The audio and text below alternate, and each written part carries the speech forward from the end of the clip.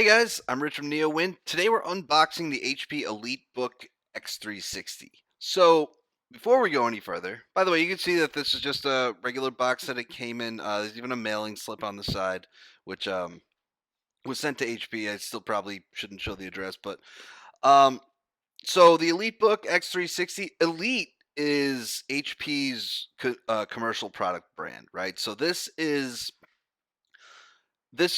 meant to be for businesses. And I want to be clear about that because the Elite X3 was also meant to be for businesses, right? But if you were a Windows Phone fan, you were probably still kind of excited about it, and you might even went and bought one because it was a business product that consumers could buy too.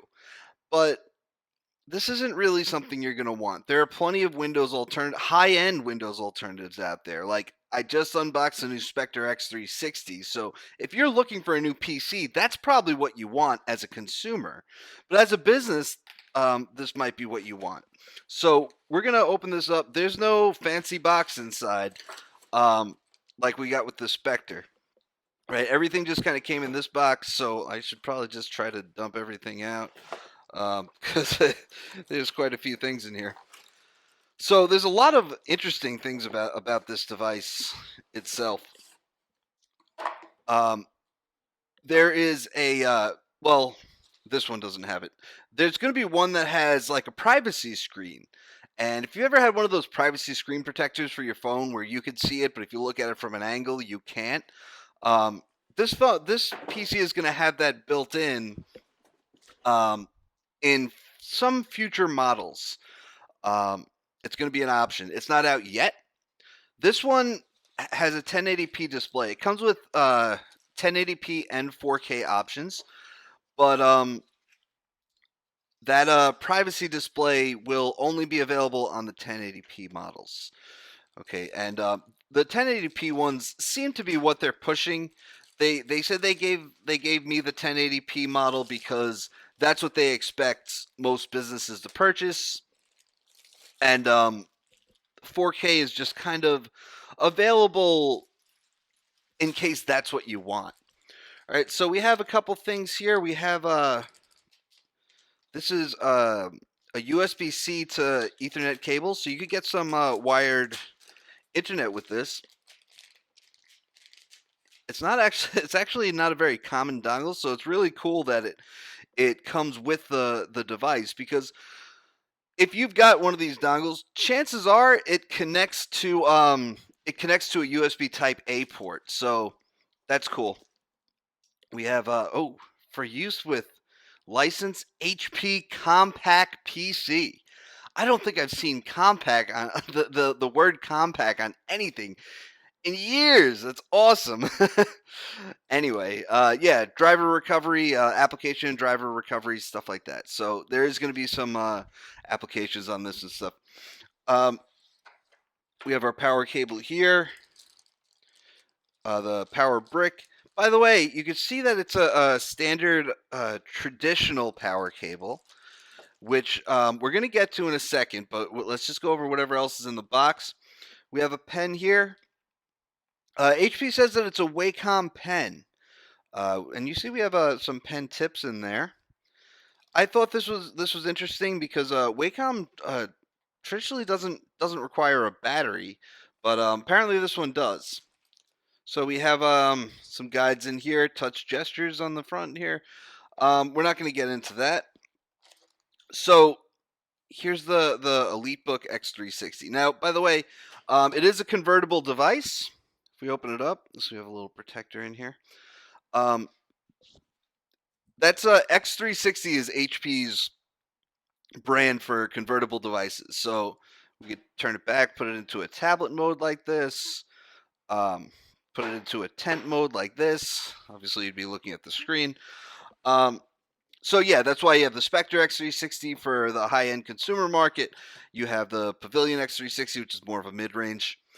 So let's look at the ports over here. We have our micro SD slot here, Thunderbolt 3, which you can use to charge it, although we have the traditional power port here, and a USB Type A port and a full-size HDMI port. So we asked, obviously, why do you have USB Type-C charging and the traditional power cable? And the answer is it's businesses, right? So if you're a business, you've probably already got a bunch of those traditional power cables lying around. You don't want to have to get all new USB Type-C cables. So now you just have the option of using either one. All right. Over here, we have a USB Type A port and a 3.5 millimeter headphone jack, volume rocker, and there's the power button over here. So now's the question, right? There's one USB Type C port, which is Thunderbolt 3, and two USB Type A ports, where the Spectre X360 has two USB Type C Thunderbolt 3 ports and then one USB Type A port. So again, why? And the answer is businesses. There's not a lot of USB Type C peripherals out there. Chances are, if you have a mouse that you want to hook up and a USB flash drive that you want to hook up at the same time, they're both going to be USB Type A. So you're going to want to be able to do that without having to plug in a hub. See, most of the USB-C peripherals that you see out there are a dock that you can plug other accessories into, and that will branch the Type-C port up into like 3 or 4 Type A ports. All right. So let's just boot this guy up. Like I said, this should be the 1080p model. Core i7 V Pro. Right. Well, it should be booting up. Might have to charge it. If not, we're not going to be able to boot it up. But you see, it has the Bang & Olufsen speakers that HP has been using in all of their premium products. Yeah, it looks like I have to power this up. You can see it has the speaker grill on the back. And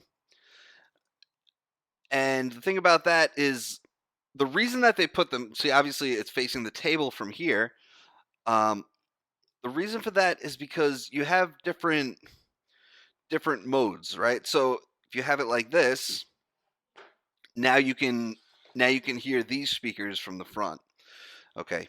And as you can see from the sticker on the back, it does come with Windows 10 Pro, which is super helpful, especially for businesses. But honestly, I have a real problem with any company that sells high-end laptops with Windows 10 Home. I just feel like there's no need for it. You can see from the sticker here that it has NFC. There are tons of security features that you won't find in consumer laptops. There's HP's Sure Start, which what that does is it checks the BIOS against like a hard saved copy or like a golden copy, and it checks if it's been corrupted, and if it has, it replaces it. SureView is that privacy screen that I was talking about. This model doesn't have it, so it won't be my review or that I've really used it, but I do have pictures of it from the event that I attended. There's also an app called WorkWise. So this is pretty cool. What you can do is you can install an app on your iPhone or Android phone, and probably Windows phone too, because the Elite X3 is a Windows phone. But don't quote me on that. I do have to double check that. But what that does is you can set it to lock your PC after you've walked away a certain amount. And what you can also do is say you have your PC, open like that, and you walk away, and even if it locks, someone comes over, closes your laptop. And what happens is you get an alert on your phone that someone has messed with your computer. So it'll notify you if your PC is overheating. You can apparently use it to install a printer driver from your phone. So that's WorkWise. That's an app that you can install on your phone. There's also multi-factor. They called it multi-factor authentication, which that didn't feel right to me. And if anybody wants to correct me on this, I would love it. Leave a comment in the YouTube if I'm wrong. But multi-factor authentication should be, there's something something you are, oh wow, and something something you have, right? So that should be where you would type a password and then scan your fingerprint, and that's two-factor, right? And then something you have would be like, I don't know, a card or something, and that would be three-factor. And what they're talking about here is the ability to use different methods of authentication on the EliteBook. So what you have is you have the IR camera that's right up here by the front camera. And then you also have a fingerprint scanner, which is right over here. And then of course you could use a PIN or a password. So you have multiple methods of authentication. Um, and by the way, I could also be wrong, but I don't think I am, that it might require multiple methods to sign in. But yeah, so HP promised that you can use two 4K monitors with this, which is standard for Thunderbolt 3 port. Thunderbolt 3 supports up to two 4K monitors at from one port, or you can use one 5K monitor, which is interesting because you got an Intel GPU in here. So I don't know how well it's going to push two 4K monitors, but the port should support it. Especially because this is a 1080p model. If you have the 4K model, I don't know how well it's going to push those, because now you're pushing three 4K monitors. So, by the way, if you don't know, a 1080p monitor is about 2 million pixels. A 4K monitor is about 8.3 million, and it's four times as many pixels. It's a lot harder for the GPU to work. So still, two 4K monitors and a 1080p monitor is a lot less work than three 4K monitors, right? There's a bunch of other HP services. There's Sure Connect, which apparently solves 70% of Wi-Fi connection issues, which is a major pain point for pretty much everybody. There's HP Velocity, which boosts network speeds and Skype for business communications. And then they talked a lot about the premium design, right? And this is obviously, you got the aluminum unibody form factor here, and it's a beautiful design. I'm looking forward to trying out the keyboard. I'm big on keyboards because, hey, I write for a living, so I need a solid keyboard, and that looks and feels like a solid keyboard. They called it comfortable and crisp, spill resistant, Duracoat keys, less key noise, right? So you can see it's not too noisy when I'm typing.